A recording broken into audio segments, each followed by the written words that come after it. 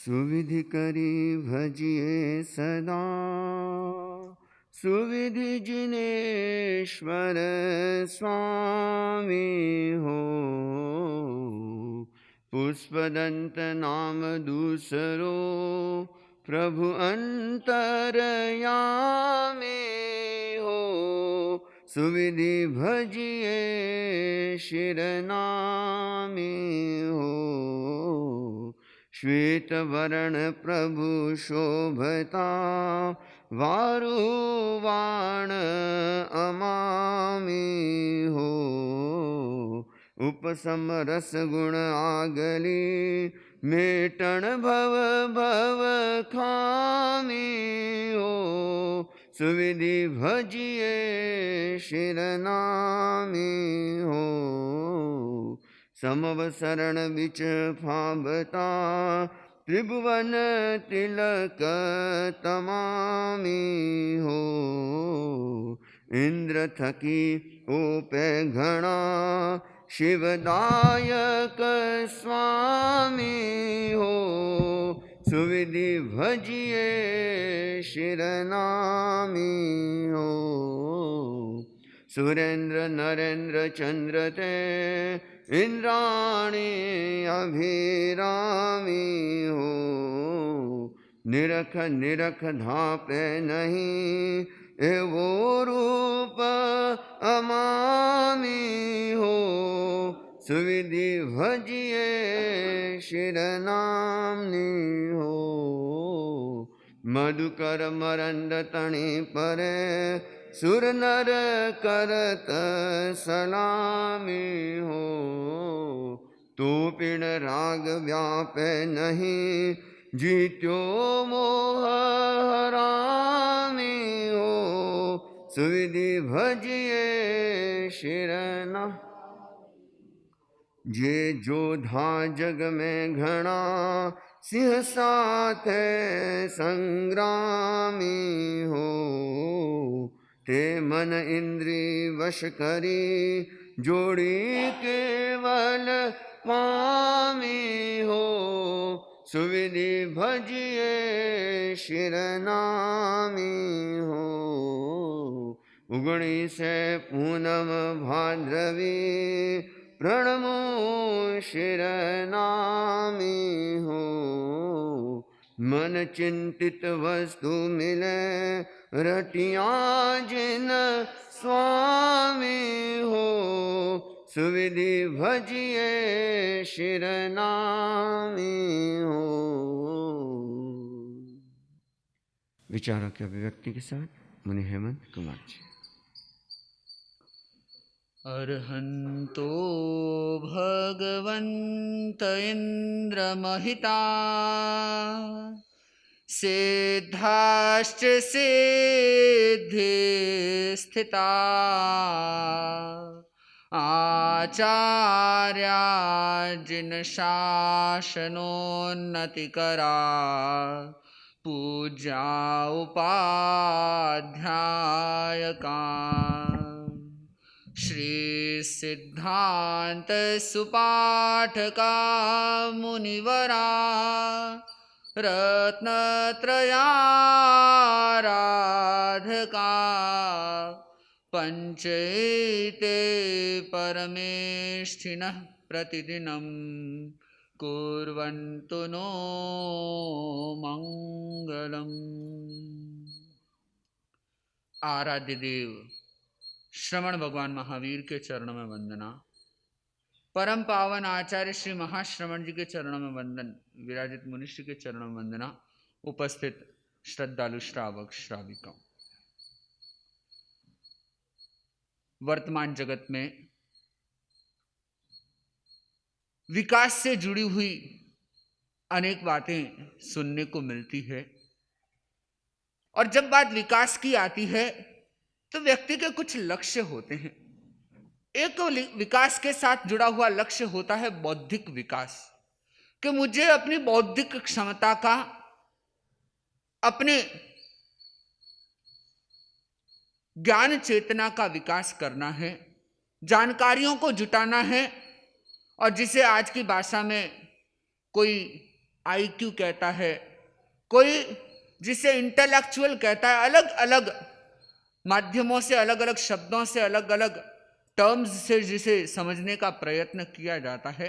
तो पहला लक्ष्य होता है बौद्धिक विकास और दूसरा लक्ष्य होता है जीवन विकास और तीसरा लक्ष्य होता है आत्मिक विकास, आध्यात्मिक विकास।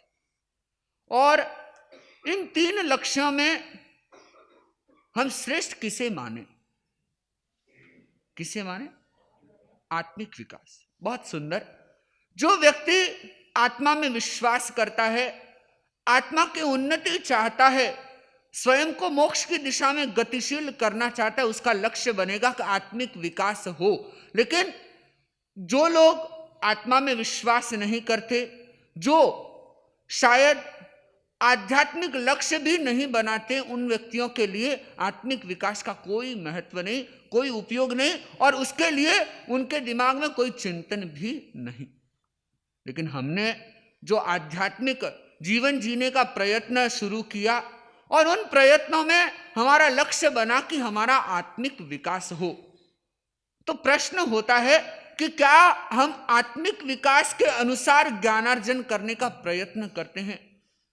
इस दुनिया में अनेक अनेक शिक्षा प्रणालियां चलती है और उन शिक्षा प्रणालियों में एक लक्ष्य रहा, सहज लक्ष्य या सर्वमान्य लक्ष्य कहें, या फिर इस रूप में भी कह सकते हैं कि बहुत अधिकतम लोगों ने उसे मान्य किया और वह बौद्धिक विकास। क्या सांसारिक शिक्षा प्रणाली ने जो विकास का लक्ष्य बनाया वो बौद्धिक विकास का लक्ष्य बनाया और उस लक्ष्य के साथ अनेकों लोग जुड़े, स्वयं को धार्मिक कहने वाले लोग भी उसके साथ जुड़े, तो नास्तिक मानने वाले लोग भी उसके साथ जुड़े। लेकिन वह विकास अपने आप में पर्याप्त नहीं, क्योंकि सिर्फ और सिर्फ बुद्धि का विकास आपको सही मार्ग ले जाएगा, सही मार्ग दिखा देगा, हम निश्चय नहीं कर सकते, निश्चित रूप से उसके बारे में कहा नहीं जा सकता। और आश्चर्य की बात तो तब होती है कि जब इस दुनिया में जितने जितने बौद्धिक व्यक्तित्व हुए, उन व्यक्तित्वों को देखते हैं तो उन्होंने अनेक अनेक विध्वंसकारी कार्यों को अंजाम दिया। इस दुनिया में जितने जितने रास के नुकसान के कार्य हुए, उनमें अधिकतम योगदान सिर्फ और सिर्फ बौद्धिक विकास के धनी व्यक्तियों का रहा। किसका? बौद्धिक विकास के। कई लोग प्रश्न उठाते हैं कि धर्म से क्या हुआ, धर्म ने क्या दिया? लेकिन प्रश्न होता है कि जिन लोगों ने सिर्फ और सिर्फ बौद्धिकता का या तार्किकता का विकास किया, उन लोगों ने इस धरती को क्या दिया? जितने भी विनाशकारी कार्य आप देख रहे हैं, जितने भी तकलीफ भरे कार्य देख रहे हैं, निस्संदेह बौद्धिक व्यक्तियों ने अच्छा भी कुछ दिया हो सकता है, लेकिन अधिकतम जो दिया है वह विनाशकारी आयाम दिए हैं, अधिकतम। लेकिन जैन शिक्षा प्रणाली ने विकास की परिभाषा को बदलने का प्रयत्न किया और जैन शिक्षा प्रणाली में एक प्रयत्न हुआ कि आप सिर्फ और सिर्फ बौद्धिक विकास पर मत रुकिए, आप समग्र जीवन विकास का लक्ष्य बनाएं और उससे भी बड़ा आत्मिक विकास का लक्ष्य बनाएं। और जो व्यक्ति आत्मिक विकास का लक्ष्य बनाता है, उसके लिए जरूरी होता है कि वह इस शिक्षा प्रणाली को या आगमों में प्राप्त विद्यार्थी की आचार संहिता का पालन करे। जो नियम, जो तरीके, जो रास्ते, जो संकल्पों की बात एक विद्यार्थी के लिए आती है, हम सभी उसे स्वीकार करें। और हमारा ये जीवन जो विद्यार्थी का एक पर्याय बना, और इसमें हमें लक्ष्य बनाना है कि जो आगमों में निबद्ध विद्यार्थी की आचार संहिता है, उस आचार संहिता का हम पालन करें। क्यों? क्योंकि हमें आत्मिक विकास करना है, आध्यात्मिक विकास करना है। कई व्यक्ति ऐसे होते हैं जो नियमों का पालन कर जाते। क्यों? क्योंकि उनके मन में निश्चय होता है कि मुझे मंजिल मिलेगी। और जो लोग इस निश्चय को नहीं कर पाते कि मंजिल मिलेगी, शंकाशील रहते हैं, वे लोग सही रूप में मार्ग का अनुसरण भी नहीं कर पाते। आप देखिए, एक छोटा सा कोई त्याग आप लोग करते हैं, दो व्यक्तियों ने एक त्याग किया, एक समान त्याग किया, लेकिन दोनों के पालन में बहुत बड़ा अंतर है, बहुत बड़ा अंतर मिलेगा। एक व्यक्ति जो शुद्ध रूप से कहना चाहिए कि आत्मिक शुद्धि के लिए उस त्याग को स्वीकार करता है, उसका भाव बिल्कुल अलग होगा। और एक व्यक्ति जो सामान्य भाव से उस त्याग को ग्रहण कर रहा है, उसका भाव बिल्कुल अलग होगा। आज के जीवन शैली में हम देखें, कई व्यक्ति ऐसे हैं जो मिठाई का त्याग करते हैं। क्या चीज का त्याग करते हैं? मिठाई का त्याग करते हैं। लेकिन एक व्यक्ति है जो अपने शरीर को अच्छा रखना चाहता है, इसलिए मिठाई का त्याग करता है। एक व्यक्ति जो डायबिटीज का मरीज है, वह मिठाई का त्याग करता है। और एक व्यक्ति जो रसना विजय करने के लिए, अपनी रसन इंद्रिय पर विजय प्राप्त करने के लिए मिठाई का त्याग करता है। तीनों में फर्क होगा कि नहीं होगा? तीनों के पालन में फर्क होगा, तीनों के पालन के साथ जुड़े भावों में अंतर होगा, और तीनों की निर्जरा में भी अंतर होगा, एक समान नहीं होगी। तो ऐसा ही हमारे साथ है कि उस नियम भरे या उस आचार संहिता के मार्ग को कौन अपना पाता है, कौन उस पर चल पाता है। तो कहा गया कि जिसने निशंक होकर के मन में एक दृढ़ निश्चय कर लिया कि नहीं, यह मुझे मार्ग पर चलना है और यह मार्ग मुझे मंजिल तक ले जाएगा। और जो सफलता के प्रति आशंकित हो गए, जिनका मन मंजिल के साथ जुड़े तथ्यों से शंकाशील हो गया, वे व्यक्ति ऐसा नहीं करते। वे व्यक्ति क्या करते हैं कि जैसा ढर्रा चल रहा है चलने दो। दो तरह के काम होते हैं। एक व्यक्ति होता है जो सेफ साइड करता है। क्या? कहां रहता है? Safe side. और एक व्यक्ति ऐसा होता है जो उस काम में अपना कदम बढ़ाता है। जिसे और अलग शब्दों में कहें, एक व्यक्ति जो होता है डिफेंसिव होता है और एक व्यक्ति ऑफेंसिव होता है। यानी कि एक व्यक्ति जो आक्रामक होता है और एक व्यक्ति क्या? दबा रह जाता है। अब आप सोचिए कि भगवान महावीर ने जो साधना का उपक्रम किया, जंगल में चले गए। अगर उन्हें एकांत में ही रहना था तो वह राजकुमार थे। राजकुमार होने के साथ साथ उनके पास अधिकार था कि वे महल के किसी एक कमरे में बैठे रह जाते। कितने कमरे में? एक कमरे में। और वह अपनी साधना में लीन हो जाते। क्या केवल्य हो जाता उन्हें? तो जो व्यक्ति सिर्फ और सिर्फ सेफ साइड में रहना चाहता है, उसे मंजिल प्राप्त होगी ऐसा निश्चय नहीं किया जा सकता। लेकिन भगवान महावीर ने त्याग किया उन तमाम सुविधाओं का, उन तमाम सुरक्षाओं का, और स्वयं उस मार्ग पर आगे बढ़ गए और उन्होंने अपनी मंजिल को भी प्राप्त कर लिया। तो आप अपने आप को असंयम में, या फिर ऐसा कहना चाहिए कि अत्याग भाव में सुरक्षित समझते हैं। आपकी एक बहुत बड़ी कमी है। क्या कमी है? स्वयं को किस में सुरक्षित समझते हैं? असंयम में या फिर अत्याग में।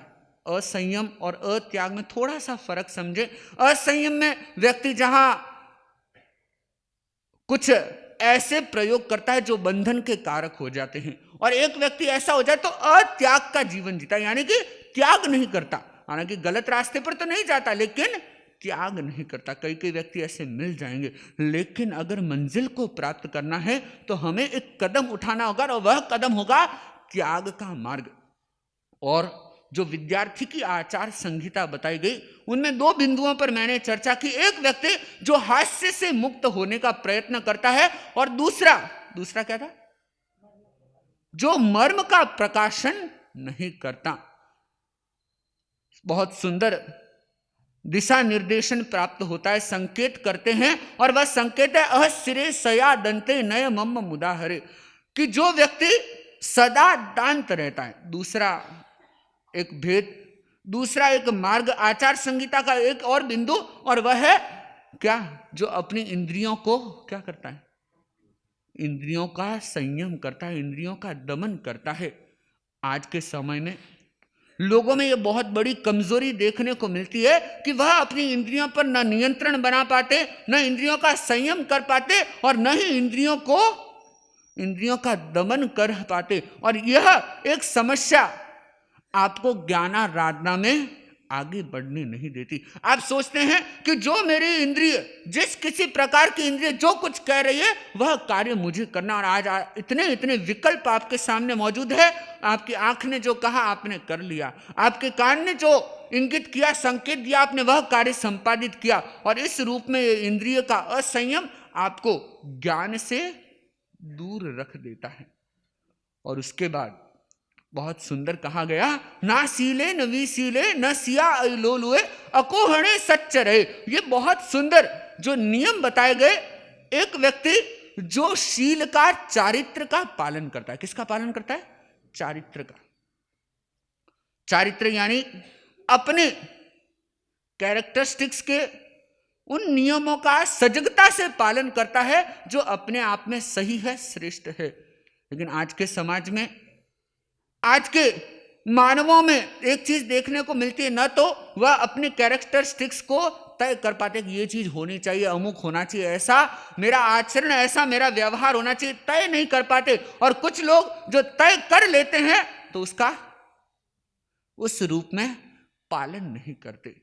तो हमें अपने आचरण के सूत्रों को स्वयं निर्धारित करना है कि मैं इन नियमों का पालन करूंगा और उसका सजगता से पालन करना। एक व्यक्ति जो चारित्रवान है और एक व्यक्ति जो निरतिचार अपने नियमों का पालन करता है। किसका पालन करता है? निरतिचार। लेकिन हमारे तो क्या है, हम आगार पहले रखते हैं, गली पहले निकालते हैं, बहाना पहले खोजते हैं और कुतर्क वितर्क पहले कर देते हैं। तो ऐसे व्यक्तियों को ज्ञान नहीं होता। साधुओं में भी एक परंपरा रही श्रुतानुश्रुत की कि जो ज्ञान श्रवण भगवान महावीर से गणधरों को मिला और गणधरों ने अपने शिष्यों को प्रदान किया, वह गुरु शिष्य इस परंपरा से चलते चलते शासन में आगे बढ़ता गया। लेकिन इसमें एक बात का बहुत महत्व दिया गया कि जो ज्ञान जिस साधु को दिया जा रहा है, क्या वह चारित्रनिष्ठ है, क्या वह नियमनिष्ठ है, क्या वह योग्य है? और अगर योग्य है, चारित्रनिष्ठ है, निरतिचार अपने नियमों का पालन कर रहा है और उस शिष्य को सुयोग्य माना गया और उस सुयोग्य शिष्य को उस ज्ञान का दान दिया गया। तो हमें भी ध्यान देना है कि क्या हम निरतिचार अपने नियमों का पालन करते हैं, बिना तोड़े, बिना अपने नियमों को भंग किए, क्या हम अपने जीवन को आगे बढ़ाने की कोशिश करते हैं? और अगर ऐसा आपका प्रयत्न है तो आप ज्ञान के योग्य हैं। आप उस आचार संहिता का सम्यक प्रकार से पालन करते हैं। और उसके साथ एक बात जो बहुत विशेष, और वह है न सिया ऐ लोलुए, कि जो व्यक्ति रसों में गृद्ध नहीं होता, रस लोलुपी नहीं होता, जिसे और भाषा में कहें जो स्वादु नहीं होता। क्या नहीं होता? स्वादु। आज की भाषा में जिसे हम कहें जो फूडी होता है, क्या होता है? और आज आप चाहे अपने आप को श्रावक कहें, चाहे भगवान महावीर का अनुयायी कहें, फूडी है कि नहीं है? अधिकतम लोगों को खाने के साथ परफेक्शन चाहिए। और कई कई लोग इतने रस लोलुप हैं, इतने चटोकड़े हैं कि बस अभी जैसे श्रावण भाद्रव चल रहा है तो मैं कई बार सोचता हूं कि कई लोगों को इंतजार होगा संवत्सरी के पारने का। आप देखना, आप हंस रहे हो स्वयं की नादानी पर, स्वयं की आसक्ति पर, स्वयं की नासमझी पर और स्वयं के कर्म बंधन के उन भावों पर जिनको जन्मों जन्मों से आप धोते चले आ रहे हो। आप उस दिन का इंतजार कर रहे होंगे कि कब जमीकंद का त्याग पूरा होगा और कब, और ऐसे पागलों की तरह टूट पड़ते हैं कि जैसे कभी देखा ही नहीं। और मैं कहता हूं कि आपने त्याग किया, बहुत श्रेष्ठ प्रयत्न आपने किया, लेकिन अपने इस प्रयत्न को निष्फल मत होने देना। क्या नहीं होने देना? निष्फल मत होने देना। क्यों? क्योंकि आपने इन 2 महीनों में अगर जितनी कुछ निर्जरा की, जितना कुछ निर्जरा को साधने का प्रयत्न किया, जितने कर्म संस्कारों को काटा, या जितना अपनी रसना इंद्रिय पर जो एक कंट्रोल बनाया, अगर उस दिन आप कंट्रोल नहीं रख पाए तो आप समझ लेना कि आपकी 2 महीने की करी कराई मेहनत पानी में चली जाएगी। आप ये मत समझना कि इससे अच्छा है कि 2 महीने त्याग ना करें। मैं उस बात के लिए नहीं कह रहा हूं, मैं उसके लिए कह रहा हूं कि आप अपने आप को उस समय भी रोक सकें। और रोकना किसके लिए? क्योंकि हमने त्याग मोक्ष भावना से, निर्जरा भावना से किया, बंदिश से नहीं किया। हमने बल जबरी से त्याग नहीं किया है, हमने जोर जबरदस्ती से त्याग नहीं किया। और अगर आप टूट पड़ते हैं तो आप समझ लेना कि कहीं ना कहीं किसी ने आपके साथ जोर जबरदस्ती की हो या न की हो, लेकिन आप स्वयं उस त्याग को न तो समझ पाए हैं और न श्रद्धा से उस त्याग को कर पाए हैं। तो एक बहुत सुंदर प्रयोग हर एक विद्यार्थी के लिए अपेक्षित है कि वह अपने आहार का संयम करे, अपनी जिह्वा का संयम करे। और आज के लोगों में जो खाने के प्रति आसक्ति बन रही है, जो भोजन के प्रति आसक्ति बन रही है, वह उनके ज्ञान प्राप्ति के लिए एक बहुत बड़ी बाधा है। आप कहेंगे कि महाराज ज्ञान प्राप्ति के लिए आहार कैसे बाधा बन सकता है?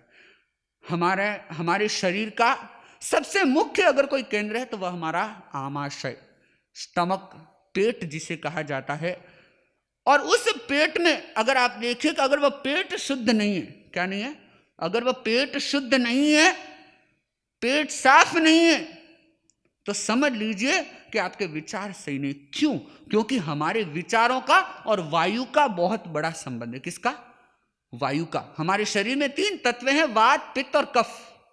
वायु का और हमारे विचारों का बहुत ज्यादा संबंध है, अत्यधिक घनिष्ठ संबंध जिसे कहा जा सकता है। और अगर आपने जो भोजन किया वह भोजन रुक जाता है, सड़ जाता है, या फिर ऐसा कहें कि वह भोजन आपके पेट को अशुद्ध रखता है, जिसे कोष्ठबद्धता भी कहते हैं। कई भोजन हमारे कॉन्स्टिपेशन का कारण बनते हैं, और वह कॉन्स्टिपेशन, वह कब्ज या वह कोष्ठबद्धता आपके भीतर एक अलग प्रकार की वायु को एक कहना चाहिए कि जोर देती है, या ऐसा कहें कि वह अलग प्रकार की वायु आपके मस्तिष्क को, आपके भावों को, आपके विचारों को बदल देती है। और उस रूप में जो वायु का प्रकोप कहें, वायु की उग्रता, और वह वायु की उग्रता आप में स्तब्धता लाती है, जड़ता लाती है। और वह जड़ता और स्तब्धता आपको ज्ञानार्जन में क्या करती है? अवरोध देती है।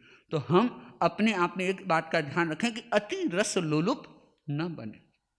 और उसके साथ साथ जो एक बहुत सुंदर बात साथ में कही गई, अक्रोध, जो क्रोध को शांत करता है, गुस्सा नहीं करता। क्योंकि गुस्सा जो हमारे मस्तिष्क की अधिकतम ऊर्जा को खपा देता है, और अगर ऊर्जा खप गई, ऊर्जा इधर उधर व्यर्थ हो गई, व्यर्थ कार्यों में लग गई, तो आप ज्ञानार्जन नहीं कर सकते। तो आचार संहिता में एक और नियम जो बताया गया, और वह है कि व्यक्ति अपने क्रोध का उपशमन करे, शांति का वर्ण करे, शांत भावों से जीने की कोशिश करे। और सबसे अंतिम और सबसे मुख्य कि व्यक्ति सत्य में रत रहे। किसमें रत रहे? सत्य में। लेकिन आपको असत्य अगर लुभावना लगता है, असत्य में जीना अगर प्रिय लगता है, और आप सोचते हैं कि सत्य मेरे अनुकूल हो जाए, मेरे मन भावन हो जाए, तो आप सोच लेना कि आप ज्ञान से, ज्ञानाराधना से स्वयं को बहुत दूर करते चले जा रहे हैं। तो हम सत्य रत होने की कोशिश करें, जो सत्य है उसकी हम समुपासना करें, उसकी उपासना करें, उसे अहो भाव के साथ स्वीकार करें। और जब व्यक्ति सत्य का अनुपालन करता है, सत्य का जीवन जीने की कोशिश करता है, तो वह सही रूप में इस आचार संहिता का, या ऐसा कहें कि कैरेक्टरिस्टिक्स ऑफ अ स्टूडेंट, एक विद्यार्थी की आचार संहिता का प्रिंसिपल्स कहें, नियम कहें, रूल्स कहें, कुछ भी जिसे नाम दे सकते हैं आप, और उन नियमों का अगर सम्यक रूप से पालन करता है तो वह ज्ञान चेतना को विकसित कर सकता है। और श्रवण भगवान महावीर ने जो हमें एक सुंदर उपदेश दिया, अन्नाणम पर्याणामि नाणम उवसं पज्जामि, तो हम इस आचार संहिता का, इन नियमों का पालन करते हुए सही रूप में ज्ञान की आराधना कर सकें, सही रूप में ज्ञान को अपने जीवन में स्थान दे सकें, तो हमारे लिए एक बहुत बड़ी सफलता होगी। तो इन 8 स्थानों को जिनकी चर्चा मैंने आपसे की, आप विशेष रूप से ध्यान दें, और इन 8 स्थानों की, इन 8 नियमों की आराधना करके स्वयं के ज्ञान चेतना को विकसित करें। इन्हीं भावनाओं के साथ मेरा विनम्र निवेदन मुनि श्री हिमांशु कुमार जी स्वामी से। ओम अरहं सुगुरु शरणं विघ्नहरणं मिटे मरणं सहज हो मन जगे चेतन करें दर्शन स्वयं के हम बने अरहं बने अरहं बने अरहं बने। परम प्रभु को प्रणाम। परम पूज्य गुरुदेव आचार्य श्री महासमण जी को वंदन। मुनि हेमंत कुमार जी, श्रावक श्राविकाओं, गुरु ने शिष्य से प्रश्न पूछा कि वत्स बताओ, पाप भयंकर है या पाप का फल भयंकर है? क्या प्रश्न पूछा? पाप भयंकर है या पाप का फल भयंकर है? क्या भयंकर है? पाप का फल भयंकर है। इसके साथ कौन कौन है वो हाथ खड़ा कर दो एक बार, जो ये मानते कि पाप का फल भयंकर है। अच्छा, जो ये मानते कि पाप भयंकर है वो हाथ खड़े करो। कोई नहीं, 1 2 3 4 5 6 7 8 9 10। लेकिन यह मानने वाले लोग ज्यादा कि पाप का फल भयंकर है। लेकिन पाप का फल भयंकर कैसे हुआ? तो भयंकर क्या हुआ? पाप का फल भयंकर नहीं है, भयंकर तो है पाप। ये जो पाप करते हैं ये भयंकर है, वह तो उसका परिणाम है। दुख पाप का परिणाम है और व्यक्ति दुख नहीं चाहता। पाप भले ही करे लेकिन चाहता क्या है? सुख मिले, और दुख नहीं चाहता। पाप करते समय नहीं सोचता कि इसका परिणाम मेरे को भोगना पड़ेगा, लेकिन उस समय तो बेधड़क पाप में लगा हुआ रहता है। और पाप में कौन लगता है? कि जो मोह कर्म से जकड़ा हुआ है, या जो आत्मा मोहित हो गई, जो आत्मा प्रलोभन आसक्ति में फंस गई, वह आत्मा पाप कर्म में लगी हुई रहती है। और जब एक ऐसा मोह का पर्दा आ जाता है तब व्यक्ति उस पाप कर्म को करते समय पाप के परिणाम की चिंता नहीं करता, पाप के परिणाम के बारे में नहीं सोचता, और निश्चिंत होकर के उस पाप कर्म में लगा हुआ रह जाता है। जैसे कि मछलियां जब पकड़ी जाती हैं तो मछली को कैसे पकड़ते हैं? एक तो जाल से पकड़ते हैं और एक कांटा डालते हैं। लंबी सी ऐसे वो लकड़ी सी होती है और इसमें आगे कुछ ऐसा लोहा का या मतलब रस्सी ऐसे बंधी हुई होती है, और इसमें क्या होता है? कांटा होता है। और इसमें क्या होता है? आटे की गोली। क्या होती है? आटे की गोली डालते हैं, और वो जैसी कांटा अंदर जाता है तो मछली क्या करती है? उस आटे की गोली को खाने के लिए जैसे मुंह खोलते तो इतने में क्या होता है? वो कांटा उसके गले में अटक जाता है। अब वो बेचारी उससे छूट नहीं पाती। वो गोली को तो देखती है लेकिन कांटे को नहीं देखती, बंधन को नहीं देखती। ऐसी हमारे साथ होता है। हम भी भौतिक सुखों को देखते हैं, क्षणिक सुखों को देखते हैं, और व्यक्ति क्या करता है? वह पाप उस सुख को पाने के लिए पाप कर्म में धंसता जाता है, और वह आटे की गोली की तरह क्या होता है? बस वो कांटा हमारे मुंह में भी ऐसे कह दो कि हमारे जीवन में इस तरह से अटक जाता है कि उसका परिणाम भी क्या होता है? दुख के रूप में भोगना पड़ता है। और व्यक्ति जितना ज्यादा पाप कर्म करता रहता है उससे क्या होता है? उसके कुसंस्कारों की पुष्टि होती रहती है, और जितने कुसंस्कारों की पुष्टि होती है इतनी दुख की वृद्धि होती जाती है। इसीलिए कहते हैं सबसे पहला जो प्रेरणा दी जाती है, सूत्र दिया जाता है कि अगर तुम्हें पाप से मुक्त होना है तो क्या करना होगा? पाप से बचना होगा। कहते हैं कि देवता के मन में एक प्रश्न उठा, जिज्ञासा उठी कि जो नरक में रहने वाले जो जीव हैं वो क्या करते होंगे। तो कहते कि उन्होंने अपने अवधि ज्ञान की दूरबीन से देखा। कौन सी दूरबीन है उनके पास? हमारे पास कौन सी दूरबीन है?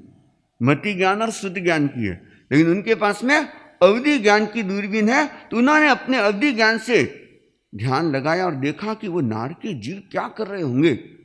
और जब वहां का दृश्य देखा, उनके दुखों को देखा, उनके कष्टों को देखा, और देखते ही कहते हैं कि देवता के रोंगटे खड़े हो जाते हैं, और उस समय वो एक संकल्प करते हैं कि हम अपनी जिंदगी में ऐसे पाप कर्म नहीं करेंगे कि जिसके कारण से हमको भी कहीं नरक में जाना पड़े।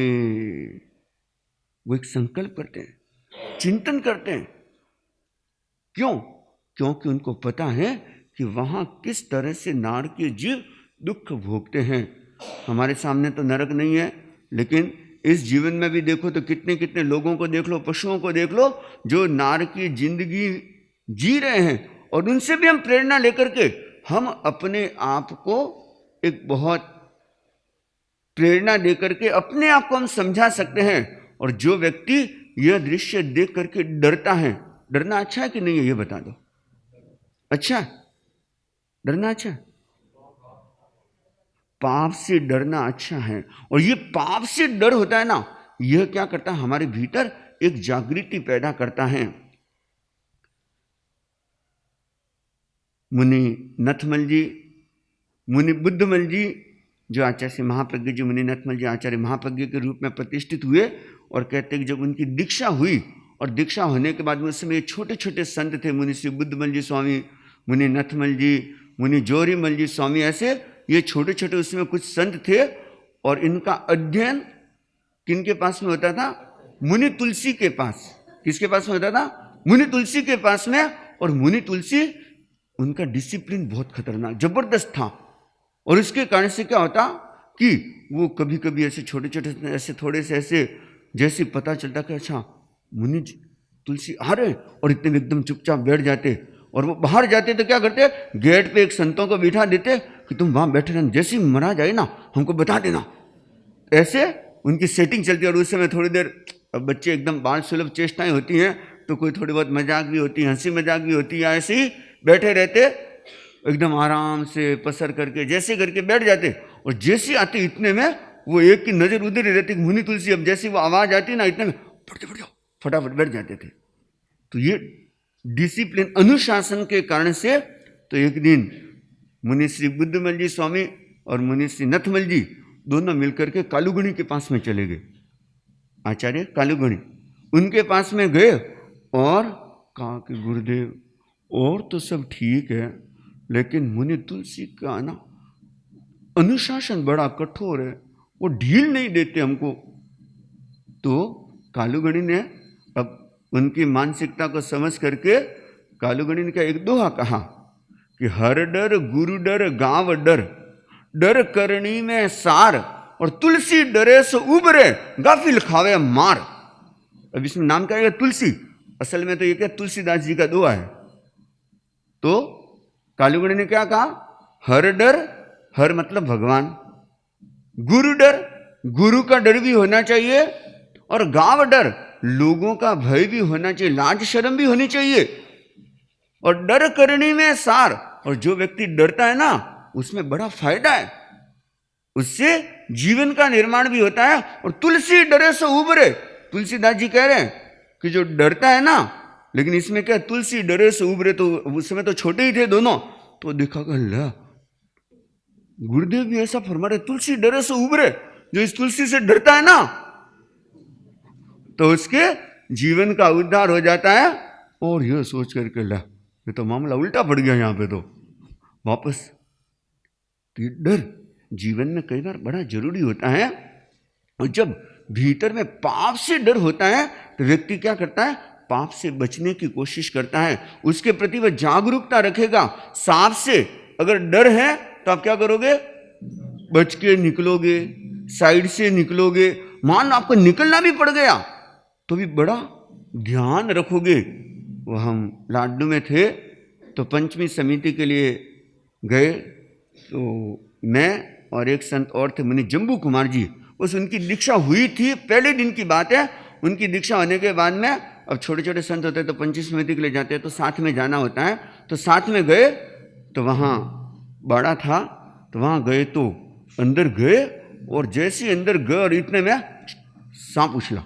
वो एकदम ऐसा मिट्टी के कलर का था, ऐसा था, इतना सा वो सांप था, और बस शायद वो ऐसे, हम ऐसे गए और इतने में वो ऐसे उछला। अब संत तो अंदर गए, मैं वहाँ खड़ा रहा, और खड़े रहने के बाद में वो सांप उधर बैठा रहा।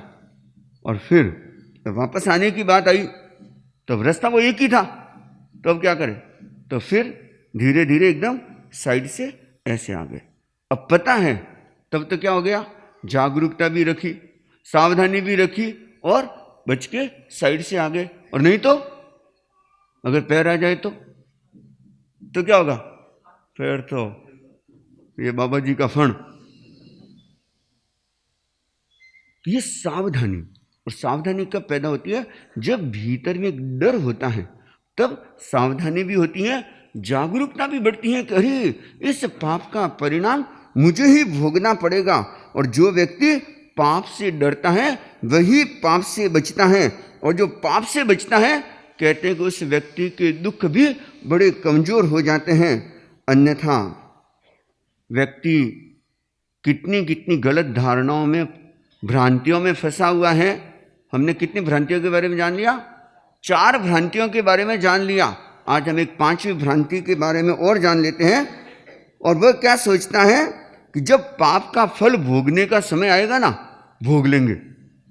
जब कर ले देखा जाएगा, जब भोगना होगा तब भोग लेंगे। और उसमें भी क्या सोचता है, मैं को अकेला ही थोड़ी भोगूंगा, ये भी तो सब साथ में है, ये भी तो भोगेंगे, इनका भी तो हिस्सा होगा। यह भी एक बहुत बड़ी गलत धारणा है। कई बार कहते हैं ना कि अरे इतना सब क्यों करते हो महाराज, घर है, परिवार है, आज्ञा है, लारे है, सबके लिए तो करना ही पड़ता है।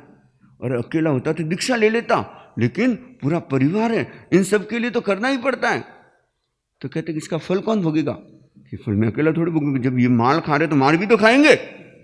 लेकिन ये ध्यान रखना, माल खाने में सब तैयार है, लेकिन जब मार खाने का टाइम आता है ना, उस समय कोई तैयार नहीं होता। उस समय तो सिर्फ और सिर्फ अकेले को ही भोगना पड़ता है। और यह तर्क देकर के, हालांकि इस तर्क में एक खास बात होती है कि वह सत्य के बहुत नजदीक होता है। सत्य के नजदीक क्या होता है कि पहली बात वह यह समझता है कि मैं जो पाप कर रहा हूं वो पाप है। पाप को पाप तो मानता है, और साथ में यह भी मानता है कि पाप का फल भी भोगना पड़ेगा। दोनों चीज मानता है। इस भ्रांति में क्या है, इस धारणा में क्या है, वह पाप को पाप तो मान रहा है, और साथ में क्या मान रहा है, परिणाम भी भोगना पड़ेगा। लेकिन भ्रांति क्या पाल रखी है कि मैं अकेला थोड़ी भोगूंगा, अभी तो सागी भोगी। और यह सोच करके वह क्या करता है, अपने आप को हल्का बना लेता है। वह सोचता है कि थोड़ा थोड़ा हिस्सा सब में बढ़ जाएगा, लेकिन ऐसा कभी नहीं होता। और जो व्यक्ति यह इस सोच के साथ में पाप कर्म करता रहता है, भगवान प्रभु महावीर कहते हैं, चाहे तुम स्वयं के लिए पाप करो, चाहे दूसरों के लिए पाप करो, चाहे तुम स्वार्थ से प्रेरित होकर के करो, चाहे परार्थ से प्रेरित होकर के करो, लेकिन उन कर्मों का परिणाम स्वयं को भोगना पड़ता है। दूसरा कोई नहीं भोगेगा। जो करेगा वो भरेगा, जो करता है वही उस परिणाम को भोगता है। और यह कभी भी दिमाग में मत रखना कि जब परिणाम भोगने का समय आएगा उस समय ये सब मेरे साथ में होंगे, या परिवार वाले भी उस परिणाम को भोगेंगे, उस पाप के फल को बांट लेंगे। ऐसा कभी मत सोचना। कहते हैं रत्नाकर जो ब्राह्मण थे, और उन्होंने अपने जीवन में इस तरह के क्रूर कृत्य किए, और वे 100 गड्ढे खोद करके रखते थे। कितने गड्ढे? 100 गड्ढे खोद करके रखते थे। और उस जंगल से जो भी कोई राहगीर जाता, क्या करते, उसको लूटते। जो भी उसके पास धन होता उसको लूट लेते, और उसके बाद में क्या करता, उसका कत्ल करके उस गड्ढे में गाड़ देते। ऐसे वो 100 गड्ढे खोद करके रखते थे, और कितनों कितनों की हत्या की होगी। अब बचपन में कह दो, कुसंगति के कारण से कह दो, कोई ऐसी गलत मित्रता के कारण से कह दो, और वो इस तरह से इस बुरी प्रवृत्ति में चले गए, इस पापकारी प्रवृत्ति में चले गए। उधर से कहानी बताती है कि उधर से नारद जी जाते हैं, और उस जंगल से जब नारद जी जा रहे थे तो रत्नाकर ने जैसे ही नारद जी को देखा, और देखते ही क्या हुआ, उनकी ओर दौड़े और उनको पकड़ लिया, और पकड़ करके कहा कि जो कुछ है निकालो। वो बोले कि मैं तो रह गया नारद, मेरे पास क्या है? और मैं तो भाई साधु हूं, मेरे पास तो कुछ नहीं। अब हमारे पास कोई मांग ले कि जो निकाल दो, तो क्या निकालेंगे भाई? जेब भी नहीं है तो है क्या हमारे पास? कुछ भी नहीं।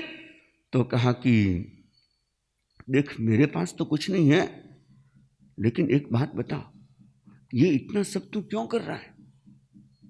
तो कहा कि मैं अपने परिवार के लिए कर रहा हूं, बच्चे हैं, पत्नी है, माता पिता हैं, उन सब के लिए कर रहा हूं। तो कहा कि अरे उन सब के लिए कर तो रहा है, लेकिन इसका फल कौन भोगेगा? क्योंकि पाप का परिणाम तो भोगना ही पड़ता है।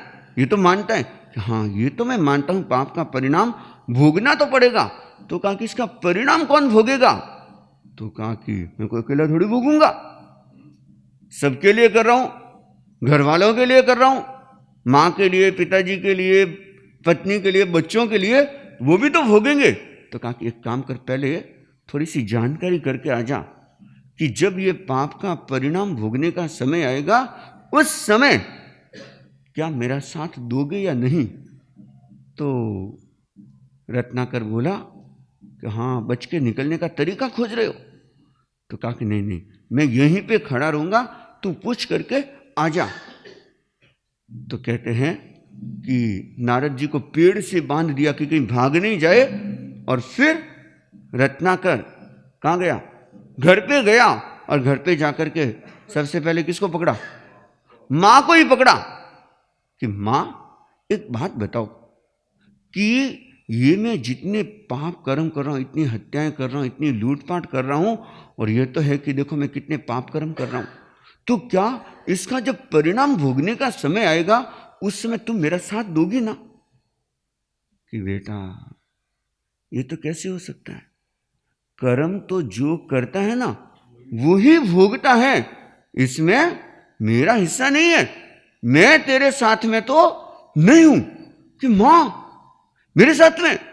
तो कहती बेटा ये तो नियम है, माल खाने में सब साथ में होते हैं, मार खाने में कोई साथ में नहीं होता, और इसमें तो मैं साथ में हूं ही नहीं।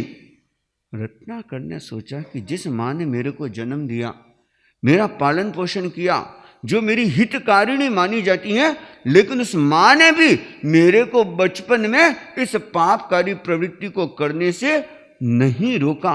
और जब मां ने ही नहीं रोका तो मैं और तो किससे पूछूंगा? औरों का तो कोई भरोसा ही नहीं है।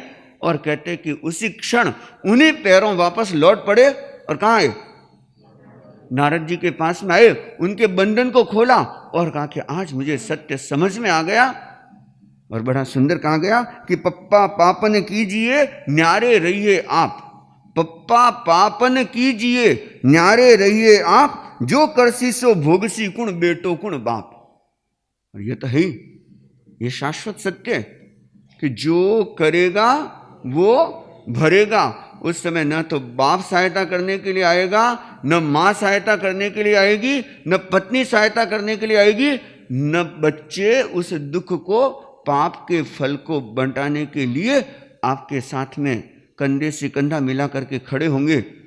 हाँ, ऐसे तो कंधे से कंधा मिला करके खड़े होने वाले बहुत मिल जाएंगे, लेकिन जब वो परिणाम भोगने का समय, अगर वो भी कटु परिणाम, क्योंकि पाप का परिणाम तो कटु ही होना है, कड़वा ही होना है, तो कोई मीठो फल तो मिलेगा नहीं, यह पाप का परिणाम तो मिलना ही है। लेकिन इस भ्रांति को तोड़ना कि जब पाप फल भोगने का समय आएगा तो कौन भोगेगा? अकेला खुद भोगेगा, कि पाप के फल में कोई भी साथ देने वाला नहीं है। तो यह जो भी पाप कर्म में करने वाले हैं ना, चिंतन करना, किस लिए कर रहे हो? किस लिए कर रहे हो इतना सब कुछ? हाँ, परिवार के लिए कर रहे हो। हाँ, और है, और परिणाम परिवार भोगेगा। इसलिए बहुत ध्यान रखना कि हम कर्म करते समय, ठीक है परिवार के लिए हमको करना भी होता है, लेकिन इस सोच को बदल लेना कि यह जो कर्म, कटु कर्म कर रहे हैं, जो पाप कर्म कर, उसका परिणाम भी बहुत कटु रूप में भोगना पड़ेगा। तो कम से कम ऐसे क्रूर कर्म, ऐसे पाप कर्म नहीं करूं कि जिसका परिणाम भोगते समय और कहना बहुत आसान है कि जो सब भोग ले तो मैं भी भोग लूँगा, लेकिन जब भोगने का समय आता है ना, उस समय हालत टाइट हो जाती है, उस समय छठी का दूध आ जाता है। इसलिए हमें इस बात को समझना है कि जब पाप फल भोगने का समय आएगा तो उस समय अकेले भोगना पड़ेगा। कोई भी पाप के फल में कोई साथ निभाने वाला नहीं है। तो इस भ्रांति को भी दूर करना। अब एक भ्रांति और रह गई है, वह भी हम दूर करेंगे। तो कल तो संडे है और परसों फिर हम उस भ्रांति के बारे में और चर्चा करेंगे, और फिर उसके बाद पाप मुक्ति के जो रियल उपाय क्या है वो भी हम आगे जानने समझने की कोशिश करेंगे।